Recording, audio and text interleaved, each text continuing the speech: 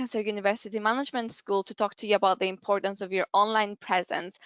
We should be starting shortly, but Vicky wanted to get an idea of what expectations you have of today, if you wanted to send through any questions in advance or what you'd like her to focus your session on. So please feel free to send through any topics that you're specifically interested in discussing today, and we can make sure to focus and spend a little more time on them today as we go along, and then we'll answer most of the questions at the end of the presentation as well. So thank you so much for joining us, and Vicky will be starting her presentation shortly. Yeah, thanks for that. So yeah, do pop in the questions just any, I suppose, any things that you particularly want to know about ahead of me going through the slides. The more that I understand about what you're hoping to get out of today, the more I can make sure I try and cover it as we go through. Equally, if you do want to pop something into the questions, do tell me who you are and where you are. That would be nice to know who I'm talking to, where I'm talking to. That's always the most exciting parts about doing these things, I think. It's kind of been the most depressing side of higher education this year, not being able to see people in the flesh. But I don't know about you guys at Manchester, it's just absolutely blown my mind to be talking to, you know, Preston down the road 1 minute, and then Paraguay, and then China, and then I had a call with the Democratic Republic of Congo. It's just like, wow, this is... Yeah, having to remember that you can't just say good morning because someone might be just across the world, and Exactly. you know, it might be evening time for them. So yeah, please do let us know your names, what university you're coming from, and yeah, specifically where you're joining us today. It'd be lovely to see the spread of locations, and I think we've already had quite a few people mentioning their interest for this session. One person saying trying to improve their confidence when networking online, so maybe some tips there would be useful. Michelle from the University of Manchester. Hello, Michelle. How to improve your online presence when you're an introvert. That's, I think Vicky will definitely be giving you quite a few tips there as well. That is a good, and you know, I'm going to write a note on that so it's looking at me while I go through my slides, because that is a really good point. I have to say, I kind of go on. I was gonna say, it's one I hear from like students a lot, and it's how do you get across to the other side, so still remain an introvert, because if that's how you feel more comfortable with, but then what do you do within your character that's still effective? And I think there is quite a few things we can say there that can help. Yes, I certainly hope that you'll get some good tips as we go through this. I kind of feel like social media and the online world is really well geared up towards the introvert, because essentially you're not having to kind of impress on somebody in person, and it's a really good way to establish yourself. But we will unpick that. So Michelle, please, you know, at the end, if there's still further questions on this subject, just, you know, pipe up, because if I haven't kind of allayed your concerns, I think we probably can. So shall we? So it's 25 to. Are we all right to get started, do you think? I think so. And then as the session is being recorded, not recruited, think of recruitment already, recorded, yeah, any students who might miss the start will be able to catch back later. Fantastic, thank you. So as we go through the slides, please do pop your questions on the board. I will come to them at the end. I'll keep an eye on them if I can, but I will come to questions at the end. So don't kind of feel like I'm ignoring you, because I'm trying to sort of keep an eye on questions box and go through my slides. I'm assuming everyone can see the slide deck. If there's any issues throughout, yes, just pop an issue in the questions. But yeah, basically this morning we are talking about the importance of your online presence. Let's face it, in this day and age, if you're not online, you don't exist, whether that is socially, professionally. So that's why we're thinking about why it's so important. So first of all, welcome to Lancaster. That is our beautiful campus in the glorious Lancashire Hills. That building there is where you would normally find me. For those of you who have no idea where Lancaster is, we are just up the M6 from Manchester. That big road you can see there is the M6. And if you keep going up that road, you find yourself in the Lake District. So for those of you from other parts of the UK, studying in other parts of the UK, that's where we are. that's where we are normally, at least. Where you talk to me today is from our very tiny satellite campus in West Yorkshire, which is, you know, basically my spare room. I live in a little village called Marsden, that's the view that I have from my house, so I'm not quite in my glorious office.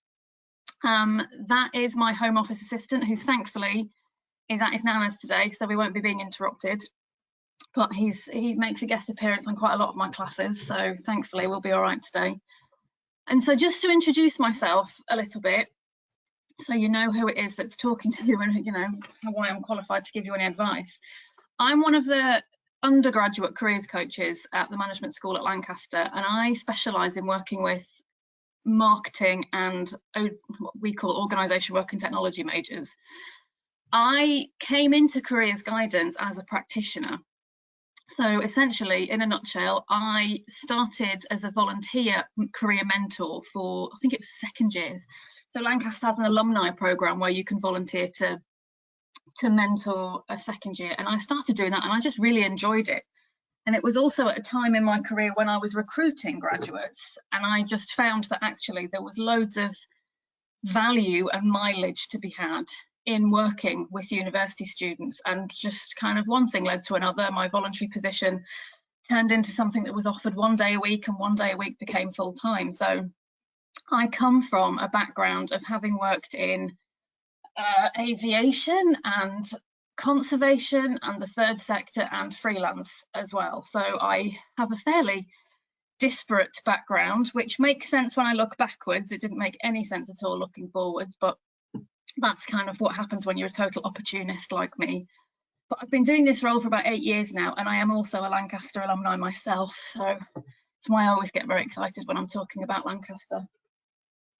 The first thing that I want to say is, clear disclaimer, I am not going to tell you how to use every possible social media channel that there is wherever you are in the world, okay? I get laughed at enormously by a lot of my students because I am not on Instagram, you know, so therefore I don't exist as far as they're concerned. I am acutely aware of the fact there are very different platforms in different parts of the world, which are the more prevalent platforms. So I am going to talk about the social media channels that I use and why I use them and how I use them.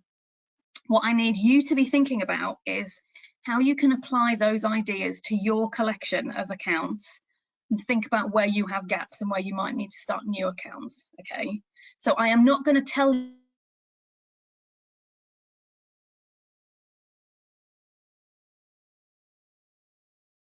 Hi, Victoria. I think we've lost you there for a second. If the students can let me know in the chat area if they're having the same issue, I think it might just be a momentary loss of connectivity. So yeah, you're all having the same issue as far as I can see. So let's just give Victoria a quick second to um, start the session again, hopefully to be able to rejoin, like a laptop may have just frozen. Just double check you're able to hear me though, is that correct? This is Kira from the University of Manchester. Please let me know if you're able to hear me. Yes, perfect. Thank you so much for everyone who's responded. I'm just gonna very quickly email Victoria so she's aware that we've lost connection, and I'll just get back to the session myself and be able to give some advice while Vicky is trying to rejoin us. So just give me a really quick second. I do apologize for the inconvenience.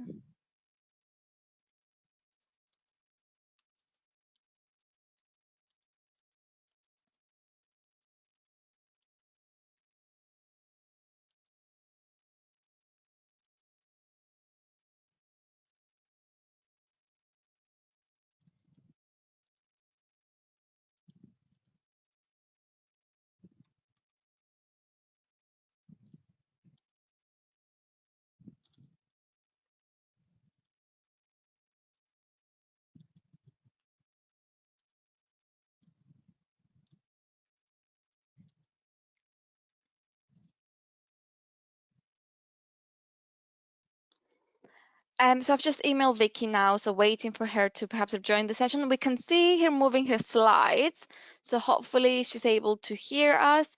Vicky, are you back? Are you back online? We cannot hear you just yet, though. So maybe just make sure that output is from the right audio. Okay, I think she's not able to hear me. If the students can let me know if they can hear Different. Victoria. Oh, there we I go. can, I Hi, can hear Vicky. you. Have we got a Wonderful. problem? Yes, I think we've lost connection in the previous slide. So Okay. would you mind repeating Yeah, what you've covered? of course. Let me just go back.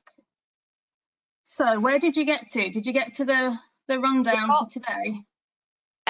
No, we got up to the previous slide, I think, one before, where the disclaimer about not covering all platforms. Okay, right. Yeah, Let me start over.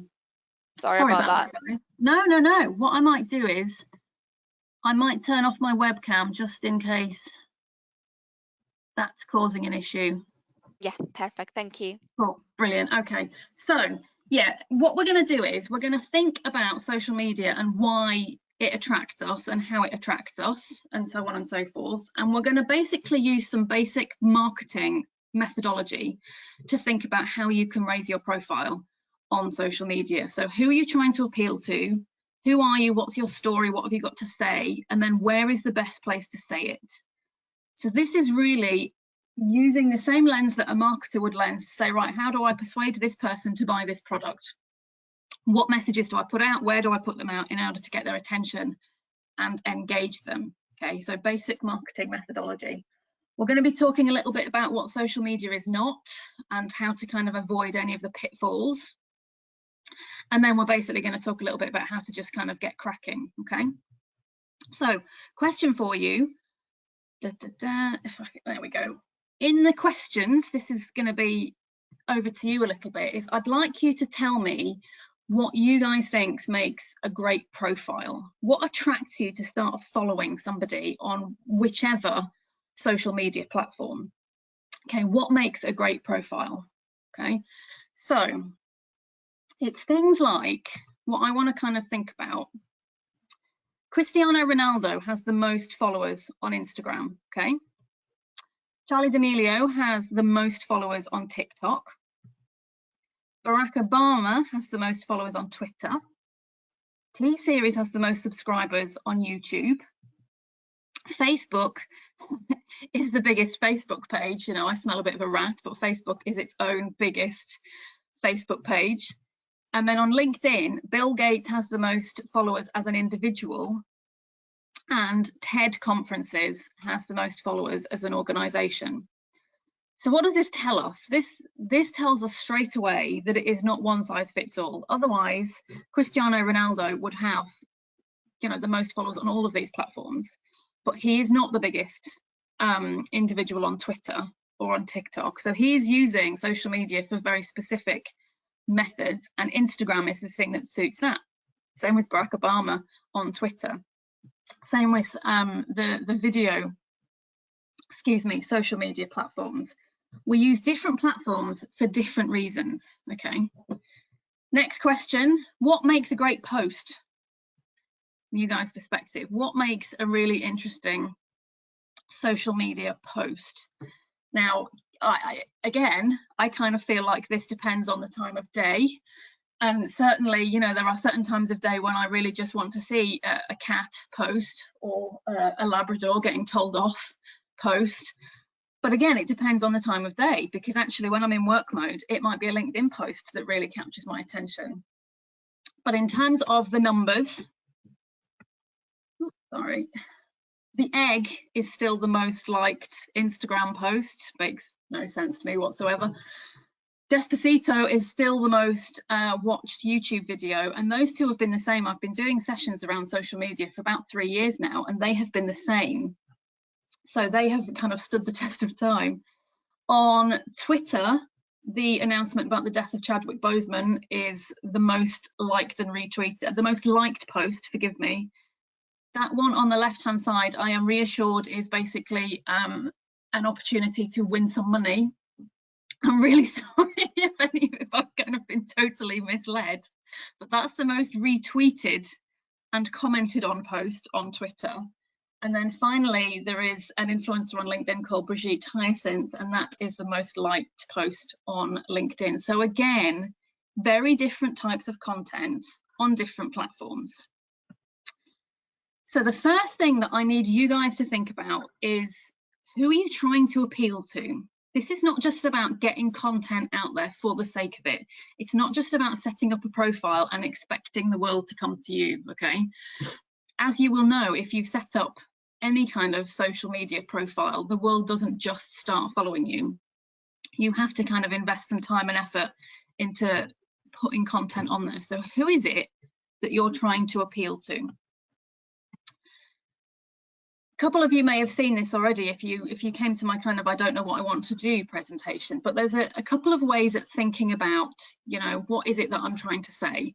I want you to think about the inside story, you know, who you are on the inside. What are your passions?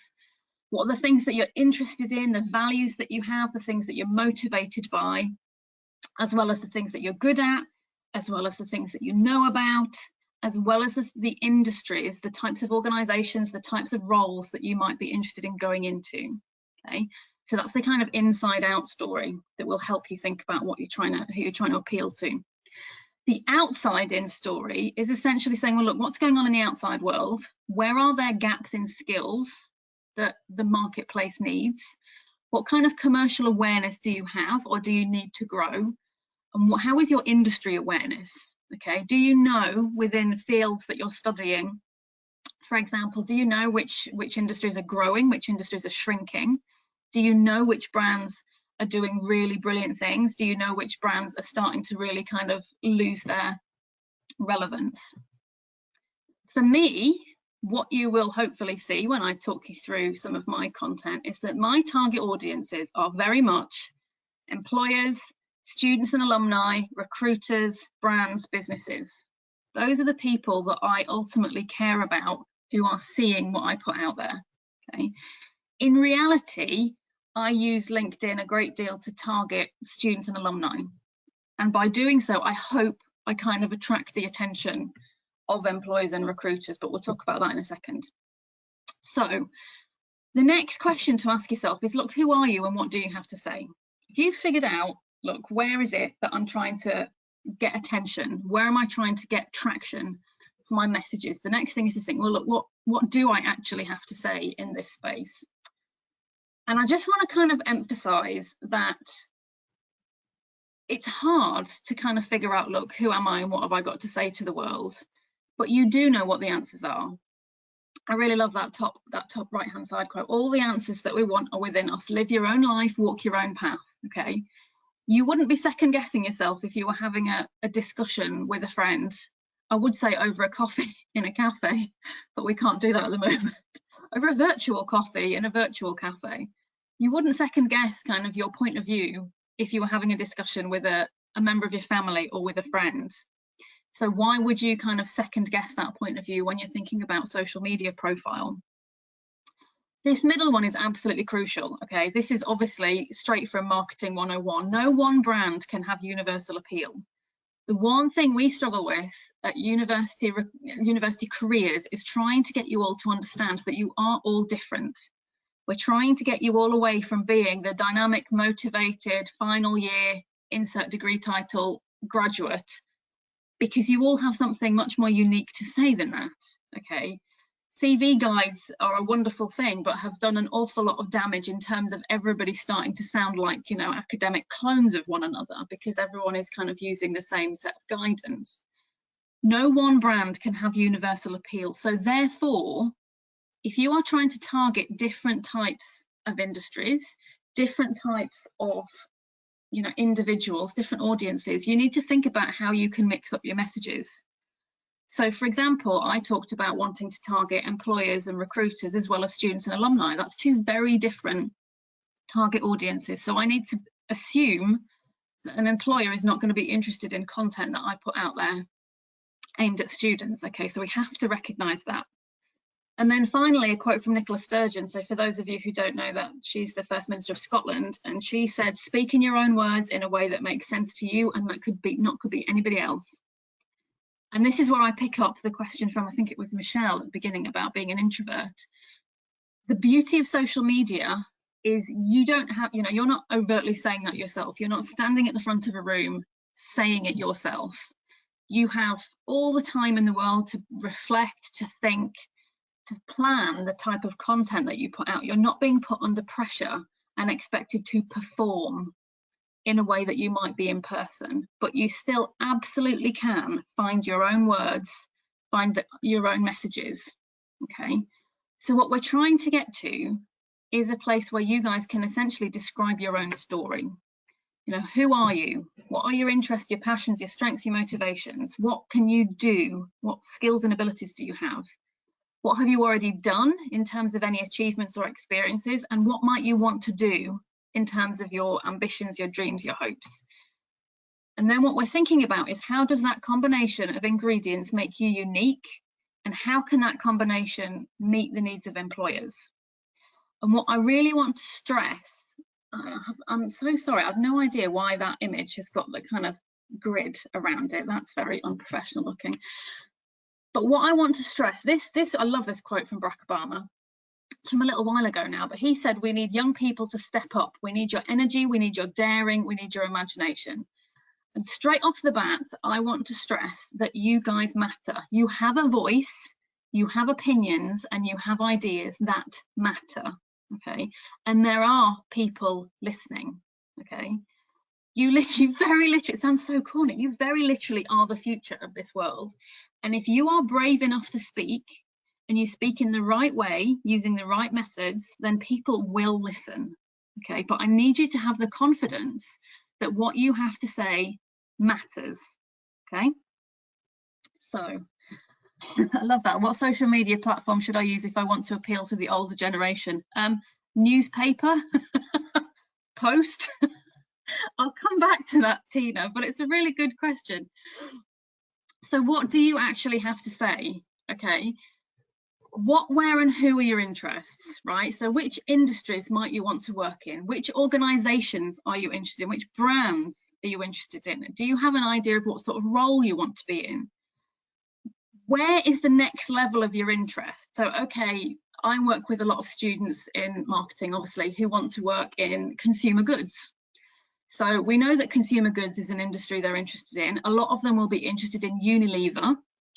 And a lot of them are interested in Unilever because Unilever has a big sustainability agenda. So do you see how we're kind of filtering down into a very specific area of target audience? So we're moving away from just, I want to do a marketing job, but actually I want to do a marketing job in a consumer goods company like Unilever because I'm really interested in sustainability.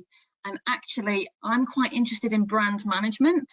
So therefore, I'm going to try and find professionals who work in brand management and understand how those roles are recruited. Okay. And then it's like, well, okay, so what am I going to say to try and get noticed on that front? Sorry, every time I move screens, I lose my traction with my slides. So the sweet spot that you are aiming for is where on the inside you are really tapping into and are confident in your areas of interest, strengths, values, ambitions, etc., which maps with where the market opportunity exists on the outside, where there are skills gaps and brand growth. That's where people are listening.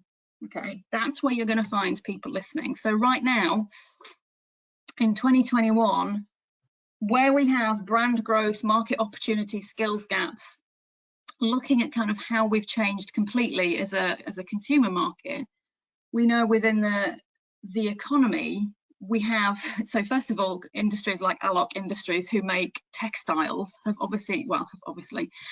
grown enormously by making PPE for hospitals, for care homes. Obviously, we all know about the Pfizers, the Novavax, the AstraZenecas of this world. Zoom, who would have thought Zoom would be a household name 18 months ago? TikTok has obviously exploded. Platforms like Shopify and Etsy, because, you know, so many of us are trying to do, you know, we want to go shopping, but we can't. So we're using different platforms to do that. And then obviously we're very much living in a world right now where things are being delivered to our doorstep. So any logistics companies like DHL, Hermes, are also doing really well. And then finally, and certainly in the UK, we've really seen the resurgence of the big supermarket brands. The disruptors that came along, like Aldi and Lidl, don't do delivery services or click and collect. So we've really seen the likes of Tesco, Sainsbury's, Asda, Morrison's put themselves very much back in the fight for customers on that front. So in 2021, we're really seeing these types of organisations and industries doing very well. Now, I put a question out, I think it was last year, from some of my network to actually kind of ask them what their recommendations would be around how to kind of make use of platform like LinkedIn. And the top tips that came in were to think about making sure that you have a daily habit of consuming, and this obviously refers to LinkedIn, but actually whatever you're interested in, you need to start kind of getting into the habit of looking at it every day.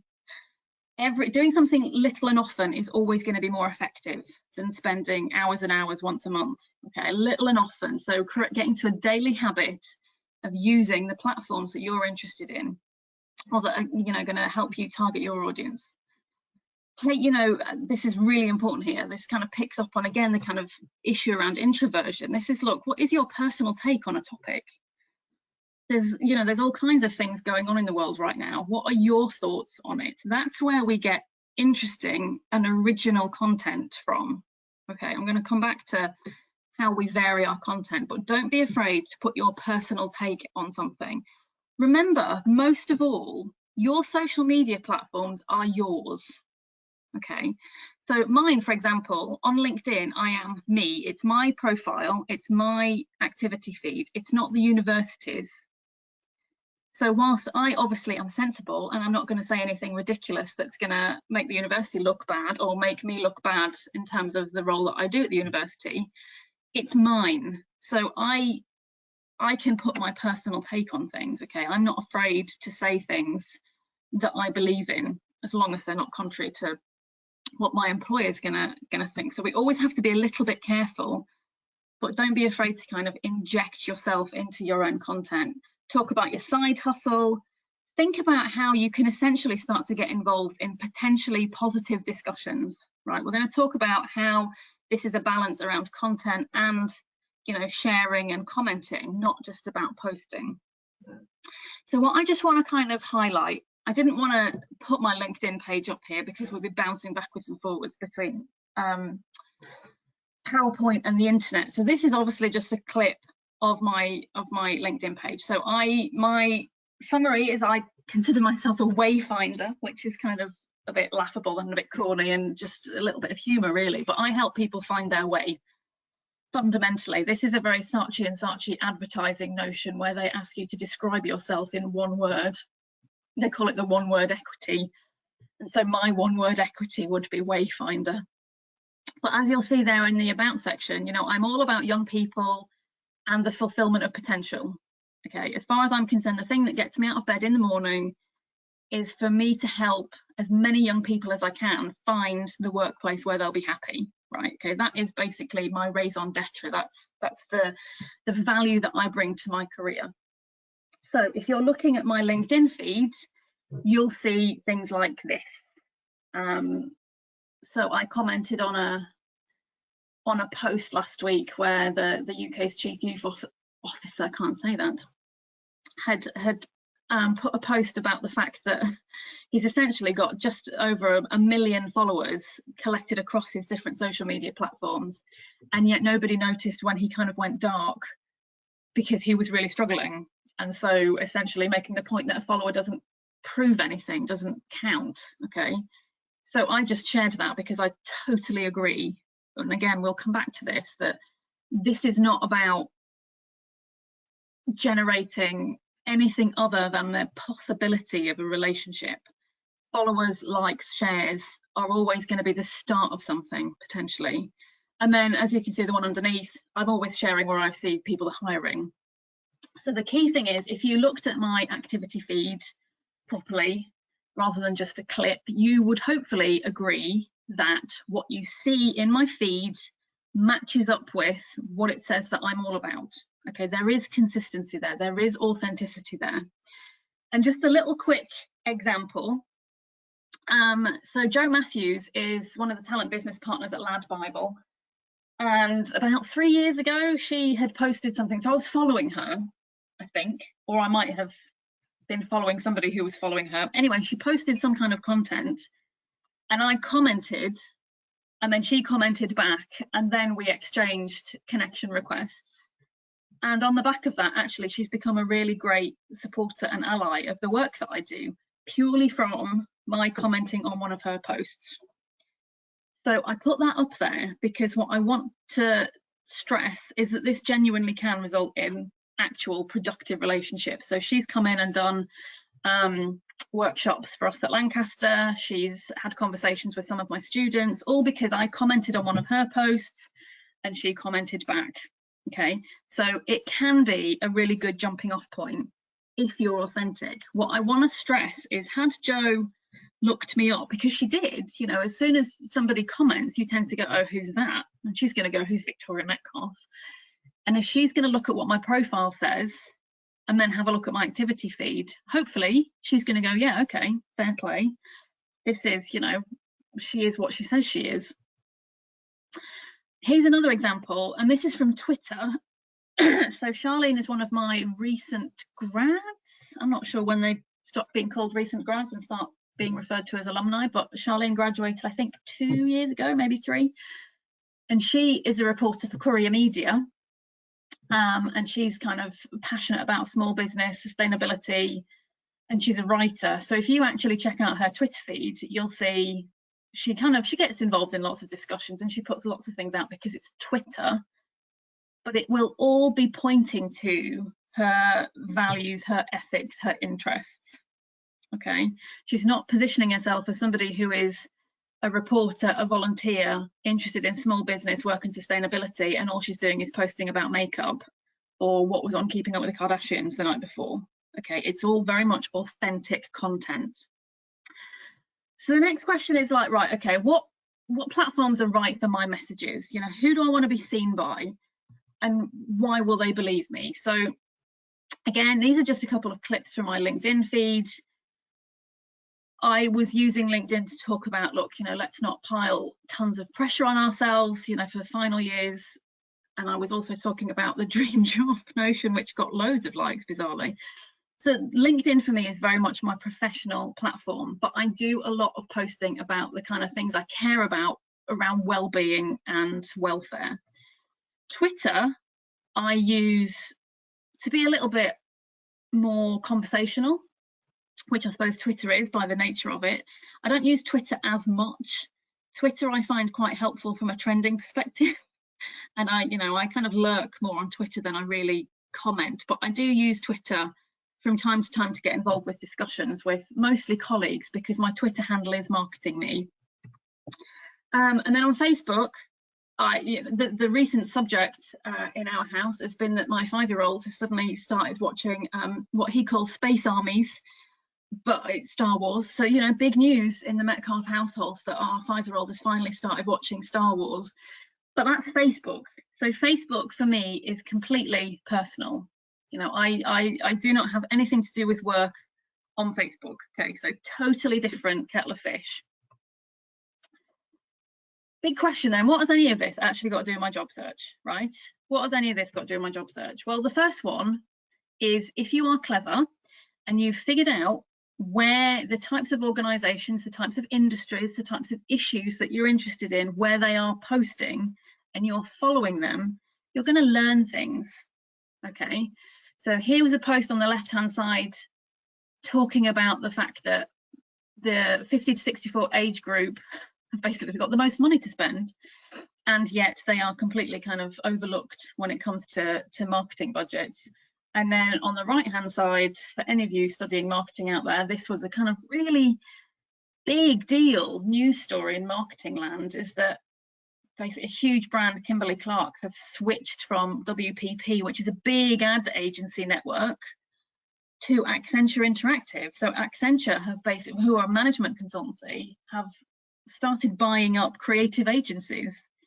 And this is an example of a big brand that has switched away from classic advertising industry into diversified management. consultancy. So that was a big deal. So the key thing is, this is about intelligence. The more you know about the market you want to go into, the more confidently you can get involved. Okay, so how often are you spending on social media, and who are you following where you are? Okay, are you just following friends and family, or are you following brands? Are you following NGOs? Are you following a balanced mix of media outlets? Are you following journalists? Are you following trade press? Are you following key industry figures? Are you following influencers? Are you spreading the mix of what you need to know to be able to get noticed? Now, again, this is not about kind of opening up your Twitter feed to being professional and personal. Twitter for me has always been a bit of a mix of both.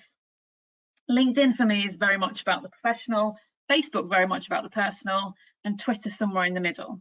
Okay, you need to figure out what is the best platform for you. So if you're a very creative type, then actually it might be that the vast majority of your intelligence is going to come from Instagram or is going to come from TikTok.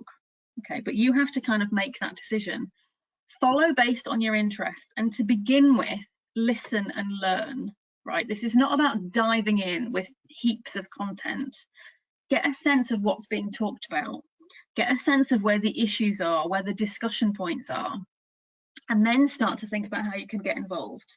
Again, you don't have to have a whole content strategy planned out, but just by commenting on posts, you will get noticed. Okay, just think, remember, every time someone comments on your post, you get notified. And if you're going to be notified, you're going to go, oh, who is that? I'm going to look them up.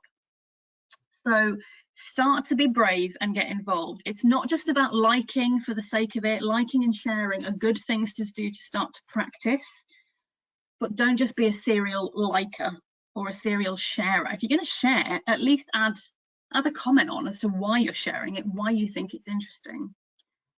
For me, this is very much about you proving that you're interested. So remember a few slides back when I said, I'm a wayfinder and I'm passionate about young people and helping them fulfill their potential. If somebody looked at my activity feed and there was nothing in it, first of all, it's like, well, doesn't look like you're particularly passionate about young people. Are you participating in the community you claim to want to work in? Does your activity feed back up the claims that you're making in your profile statements? And that kind of goes across the personal and the professional.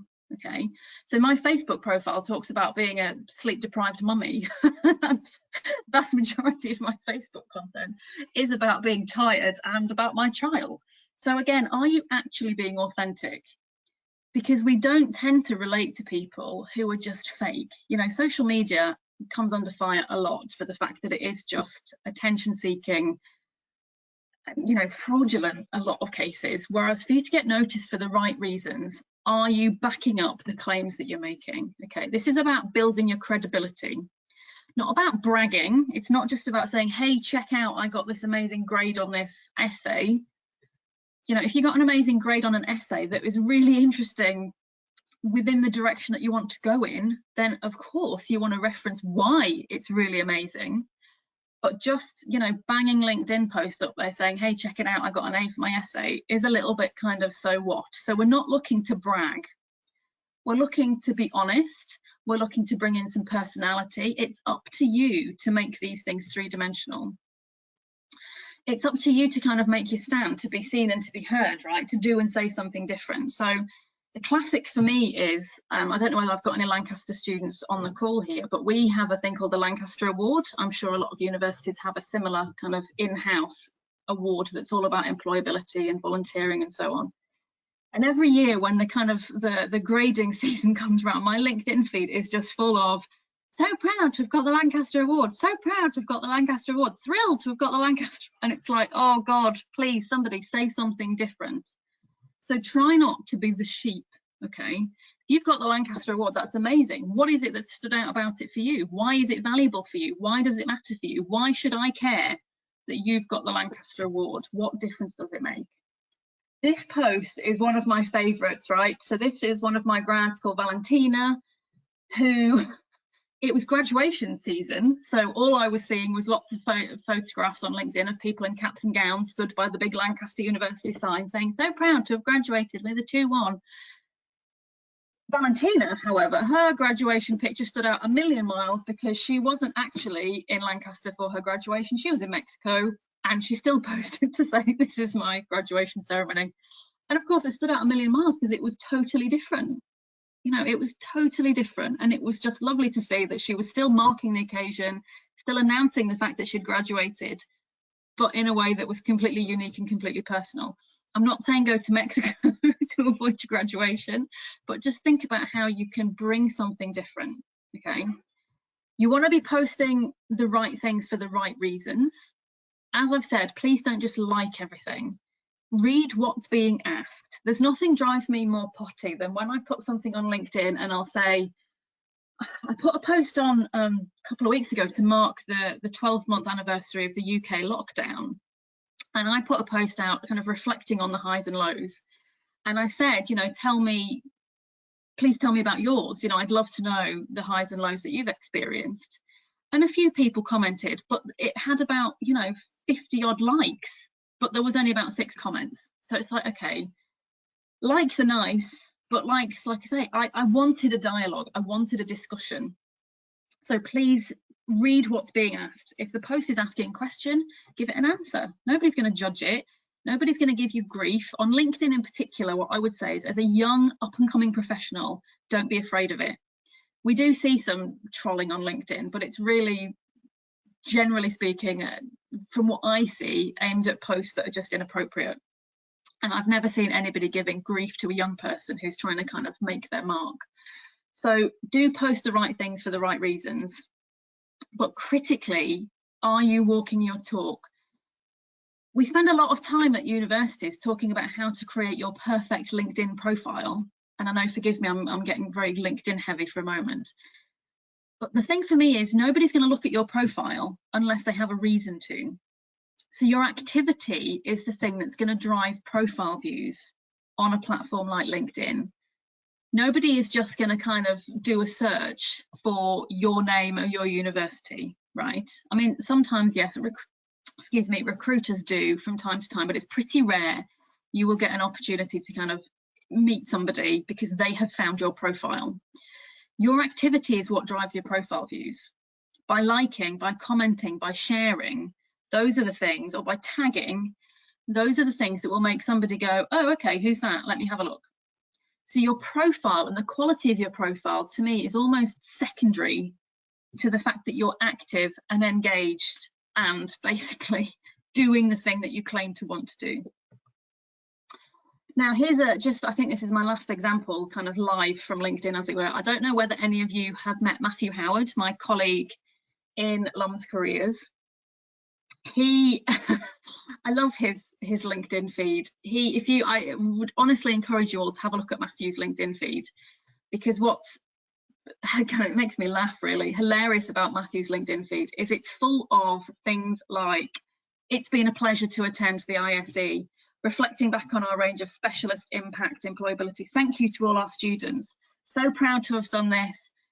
Really excited to be doing this. Matthew's LinkedIn feed is so upbeat and positive. It's just, you know, for a cynic like me, it's exhausting.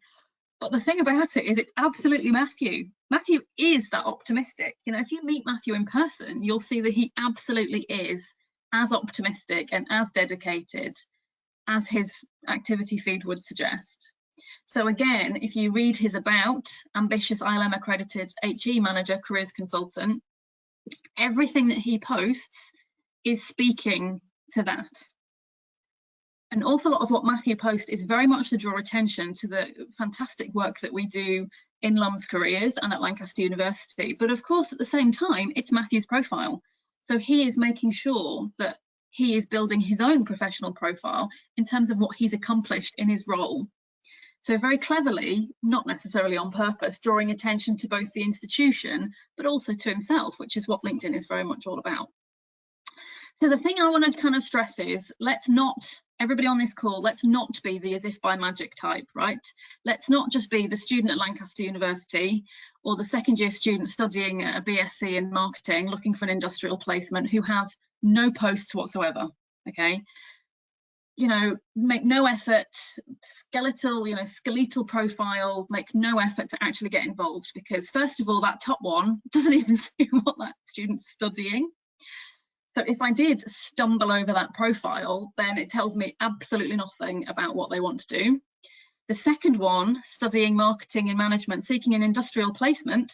Okay, so they're looking for a placement in what? Where? How are they looking for a placement? So straight away, those two profiles, I'm like, not interested. This one, however, what I want to just kind of draw attention to is the, I need your help, but can you kind of do it for me type. I see a lot of posts saying, hi everyone, I'm looking for a new job and I would really appreciate your help. Can you help me? And if you look at that person's activity feed, it's pretty much the only thing in their feed, short of a few likes. So that's like, hey, network, everybody, please do it for me. Yeah. So the thing for me is, right, you have to be seen to be known about, but why would I go out of my way to help you? Okay, why would I like that post if you've made no effort whatsoever to build your credibility, to actually kind of target the types of organizations you want to work for? So like I say, this person is saying that they're interested in space exploration. It's like, well, looking down their activity feeds, yeah, there's a couple of likes from some NASA posts, but that's about it. So, you know, come on, everyone, this is up to you to do it. The system will work. The system will help you if you use it properly, okay? Because what we're aiming at is a kind of, I recognize that name moment. What we want is when your application drops or when your connection request drops, it's that, oh God, yeah, no, I recognize that name. They commented on this post, they shared this post. Okay, this is what we're kind of hoping for. Now, LinkedIn has recommendations and endorsements. I would strongly recommend you use them. Again, sorry, I know we're back on LinkedIn again. Use them both ways, give them and ask for them. The beauty of asking for a LinkedIn recommendation is, first of all, it gives you words, phrases, language that you probably would never have thought to associate with yourself. Doesn't have to be from bosses, can be from classmates. It essentially just adds to your profile, it adds to the depth, and somebody else saying something about you is always going to be a stronger what's the word, testimonial. Critically, job boards are not the only place you'll see jobs. So it comes back to this intelligence thing. The past 3 or 4 weeks, I have seen loads of people posting jobs on the news feed. Okay, so literally a post linking to their own company website, but it's not on the LinkedIn jobs board. So don't assume that you will only ever see jobs on job boards. Jobs are being advertised on Instagram as well as LinkedIn, on Twitter as well. So don't assume that the only place you will see job opportunities are on job boards. The last one I really want to stress is to kind of identify and make use of your allies. So that bottom clip is a grad from last year who reached out to me and said, look, you know, I've got a job 3 days a week, but I'm looking for something. I need something, you know, full time. Can you help? And essentially, all I did is every time I saw an entry-level marketing role in London, I just tagged her. And she actually managed, she applied to and got one of the jobs that I tagged her in. So that's just fantastic, because potentially she might not have seen that had I not have tagged her. If she's not following all the people that I follow and the people that they follow and so on, she might not have seen that. And then the other one I want to mention is a student of mine 2 years ago wrote a blog about looking for placement and how it was really challenging, and how she was really thankful for all the support of the university. And she mentioned me. And in the LinkedIn post where she shared the blog, she tagged me. So because she tagged me, I obviously, being a, you know, decent human being, because she tagged me and thanked me, I liked it and, you know, commented. And because I commented, one of my connections saw it, read Lydia's blog, and was like, I really want her to apply for this placement that we have. So remember, it's not just about you putting your content up there. It's about, look, what other allies do you have? How can you use other people to support you? Okay, now I'm conscious of time, so I'm going to rattle through these last couple because I want to get to questions, but I just want to stress a few things that social media is not. I do dummy applications with our students every year, and one of the questions is always, you know, talk to me about where you get your current affairs, where do you get the news? This quote comes out year after year. I use social media such as Facebook and Instagram to give me a view of the day's world events. Social media is not a source of the news, right? First and foremost, social media is not a source of the news. Credible news sources posting on social media is a source of the news. The BBC news feed is a source of the news, okay? Joe whatever name's opinion on Twitter is not the news, okay? That is popular opinion, or an example of popular opinion. These are two examples of spectacular, you know, fraudulent claims on social media. So the one on the right clearly is a cloned profile, completely fake. Dawn Bradford, when clearly that's a chap, and clearly they've stolen talent acquisition manager title at Talk from that profile. So please be aware that not everything you see is true. And on the left-hand side, the Fact Check UK, this was the most spectacular one. 2 years ago, no, it must have been a year ago, in the run-up to the general election in the UK, we had the leadership debates, and this Twitter handle popped up called Fact Check UK, fact-checking Labour from CCHQ. Right, so obviously the Labour government was in opposition, and they were tweeting errors, alleged fact errors to do with the opposition leadership debate, what Jeremy Corbyn was saying.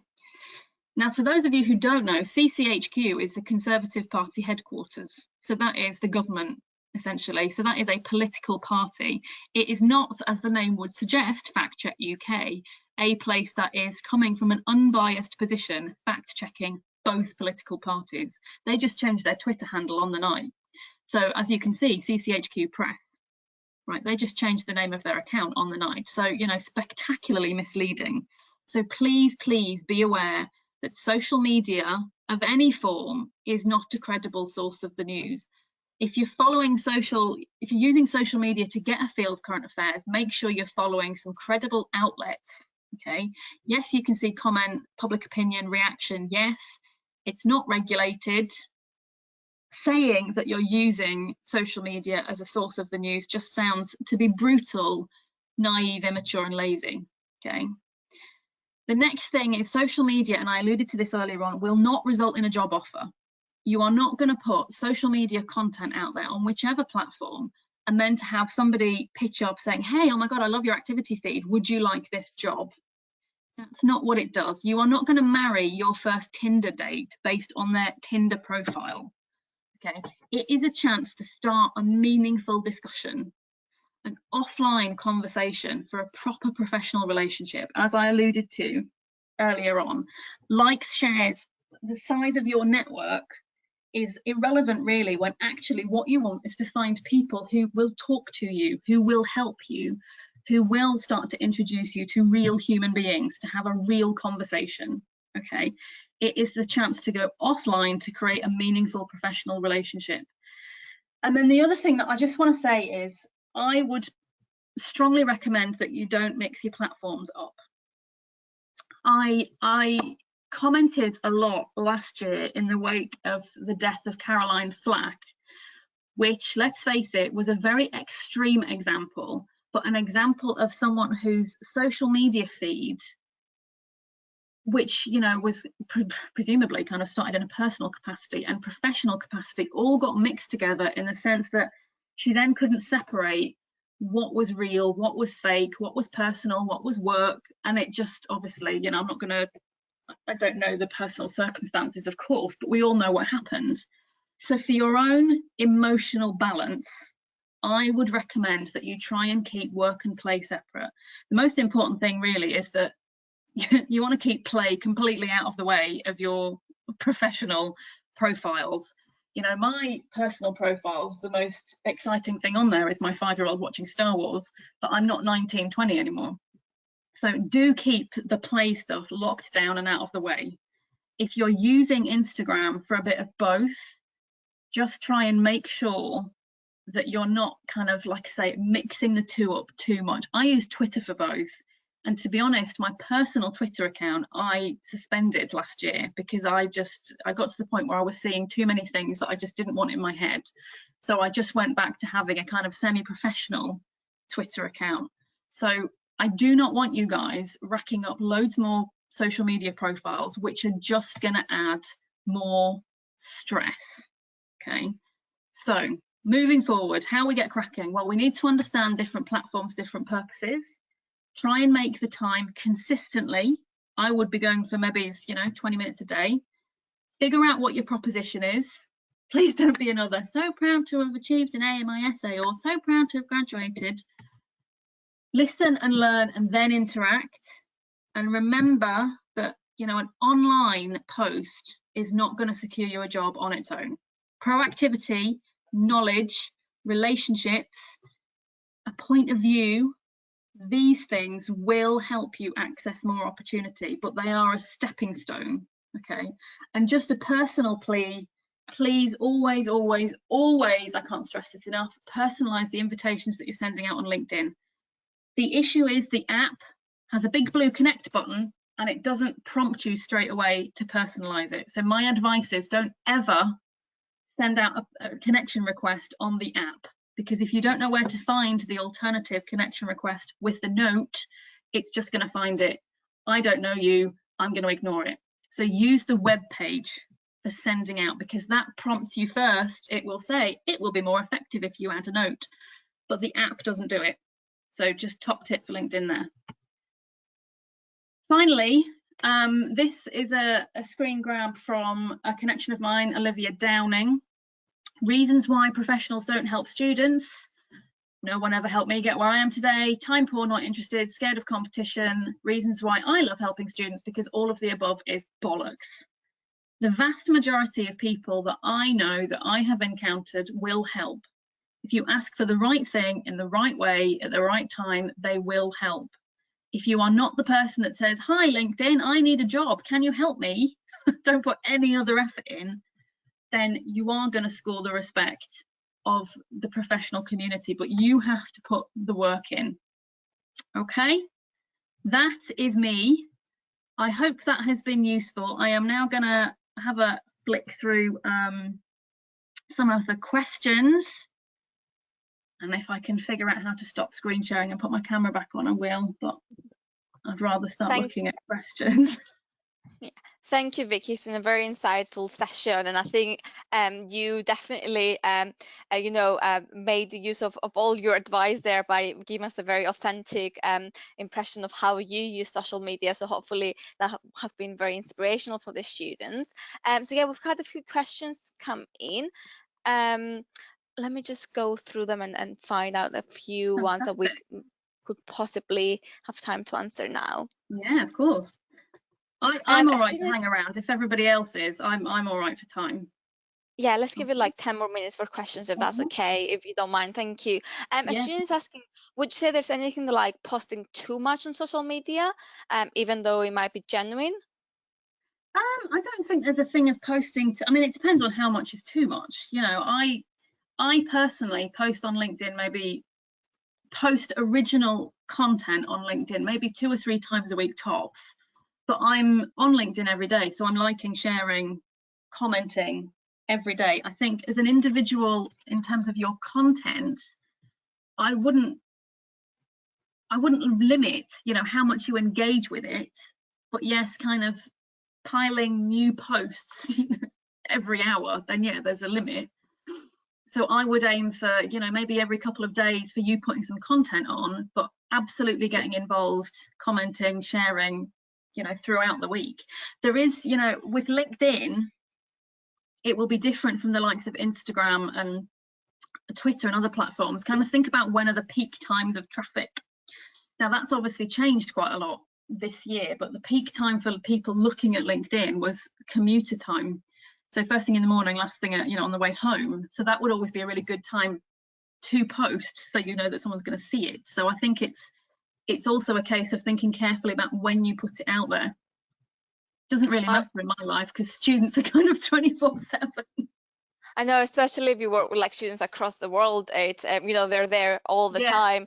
yeah, I think the only exactly. thing I will have to add to that is, yes, you can generate like new and interesting and genuine content. Feel free to like post as much as you want, but keep in mind that there's also like an algorithm there that it might keep promoting. The more the post you have, the more it promotes you. But also, if you do post 3 posts within an hour, which one is it gonna promote? So one of those posts will suffer by getting less exposure. So I'll always recommend spacing out posts as much as you can as Yeah. well.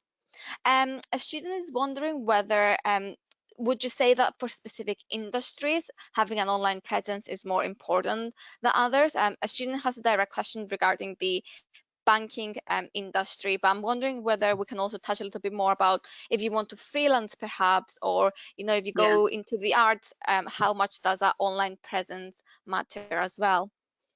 I mean, I have to say, hands up, I don't know a huge amount about the finance industry. That is a long way out of my comfort zone. But within the world that I function in, the creative industries, marketing, you have to be online. There is no such thing as purely offline marketing now. And the piece of advice that always stuck with me from an employer was, if you want to work in this world, you have to prove that you know it. So yes, there are absolutely employers that would expect you to be able to use social media. You literally cannot apply for any kind of marketing role without understanding these platforms, because you'll be driving most of these platforms for that organization. Like I say, for finance, I don't know in terms of company. The thing to look at would be to actually have a poke around finding individuals. So again, I would make a huge assumption that if you work in finance, you're more likely to use LinkedIn than Instagram. So, get on LinkedIn, look up Deutsche Bank and look at the people in Deutsche Bank and see who are quite active. So obviously you look at their profile and you see whether they have a kind of current content in their activity feed. That's going to tell you whether that person is, active, and you can see what they're sharing, you can see what they're liking, and whether that is related to the industry as a whole. So that's, I think you have to kind of do your own bit of homework, but certainly I don't think, that is there an industry out there that isn't online these days? I don't think so. Yeah, and I think it's just a great opportunity for you to maybe, showcase some of your commercial awareness and knowing exactly what's happening in the sector, current debates, current topics of discussion. So Michelle has written back to say thank you very much. For an introvert, that was a very interesting session, and she did get out loads out of your advice. Excellent. Her question is, and I know you touch a little bit more about how to keep your social media platform separate, is whether you can use LinkedIn for personal, professional, or both. I think it's mostly like how much how much of your personal information and personal life, I guess, do you share on LinkedIn? It's an interesting question, because obviously LinkedIn as a product is a professional networking tool, right? So LinkedIn, it kind of crosses boundaries in the sense that I post a lot of things that are more to do with kind of well-being and welfare. So I will post things around, like I put a post up on Mother's Day saying, on Mother's Day in the UK, let's celebrate all the women who have had an impact in our lives, regardless of who they are or where they're from, whatever. So I do kind of blur the lines a little bit, but I would never have put my Star Wars post on LinkedIn. So I think it's all about your kind of presenting yourself in a three-dimensional sense on LinkedIn. So nobody just wants somebody on LinkedIn who's commenting on, group work or, commenting on headlines. Yes, we want to see a little bit of you as a three-dimensional human, but yes, it's not the place to be sharing, I don't know, pictures of your night out in Lancaster. Not that anybody gets to have a night out at the moment, but do you see what I mean? That's a really extreme example. But I think you can blur the lines. But I would, LinkedIn predominantly is about you establishing yourself as a professional, a young professional. And yes, us professionals, we have a life. And the life that we have outside of work feeds that professional life. So I'm really not answering this very articulately. But I think the best suggestion that I could give you, Michelle, is to kind of look at my activity feed, because yes, you'll sort of see where there's a bit of a mix. And actually Jo Matthews from Lad Bible, she's quite often sharing pictures of her dog because he's, you know, the office dog. So there is a bit of that. There is a bit of grief on LinkedIn when people will post something political or non-professional, so that people are starting to challenge posts on LinkedIn that have nothing to do with the working world. But I think as long as there is a link to who you are as a professional and what you're trying to do, then yeah, it's fair game. Just yeah, the Star Wars pictures, not so much. I think as long as you are able to, like, you know, link it to something. So, you know, if you've got a great space in your office that you're able to go in and take a nap, don't just take a picture of that and post it there. Say, this is because my organization takes great care and is very concerned about well-being and a life, Exactly. you know, and a work, Yeah. you know, personal time balance. So, you know, Yeah. it's all about how you present it as well. Yeah. And we've got Yeah. a student here who is wondering whether you can give them any recommendations about how to connect with people, like what to say in that first connection request on LinkedIn, how to present themselves, whether to directly offer perhaps someone the opportunity to speak on the phone, or whether it would be more acceptable to just have a conversation on LinkedIn by just through the chat function. What's your take on that? Because I know people are busy. So Yeah. what strategy would you recommend they take? My strategy to begin with would be to follow someone first. So LinkedIn is good now because you didn't used to be able to just follow people on LinkedIn. You had to connect with them. So follow them to begin with and try and engage with some of their content. Then when you send them a connection request, you want to make sure that you personalize it, but you personalize it in a way of, you know, I've been really interested in what you've been posting, or I really want to work in this field. I see you did this same degree, or, you know, show that you've looked at their profile, show that you've done your homework. And then my personal tactic is to sort of say, I'd love to connect, and maybe maybe I can buy you a coffee sometime. Obviously that, you know, doesn't quite work at the moment, but I'd love to connect and maybe we can talk sometime.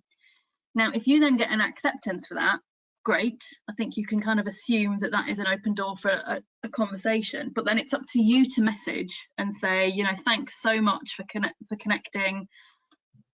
You know, might you be willing to have a short phone call? Or I have loads of questions. You know, just it's a conversation.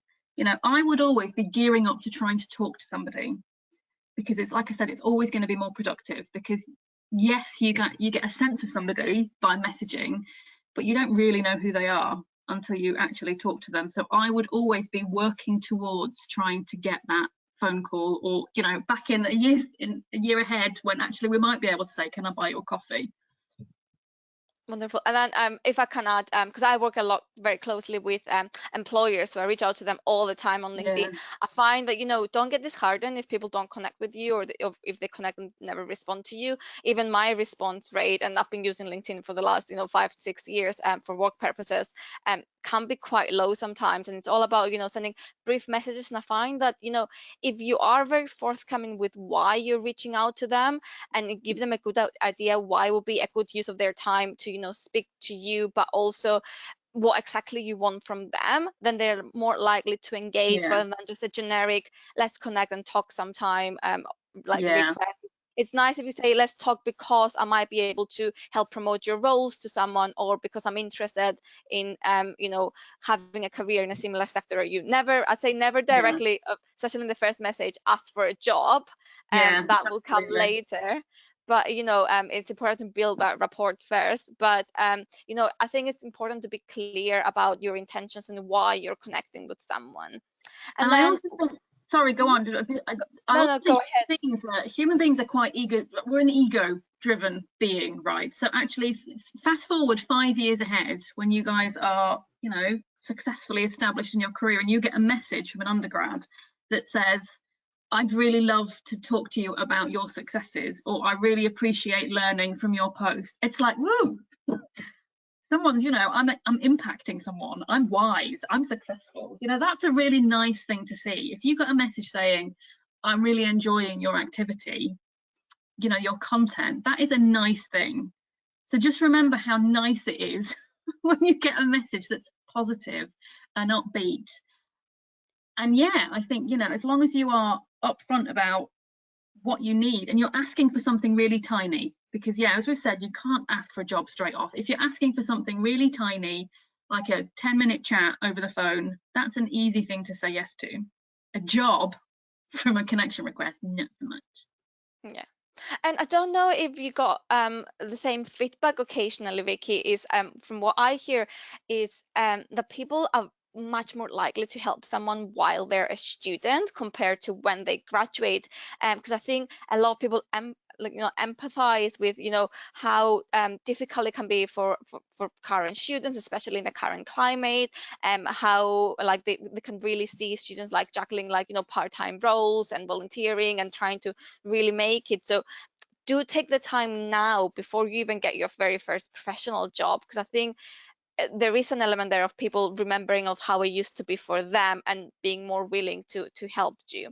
Well, So I think certainly, we've got, yeah, go on.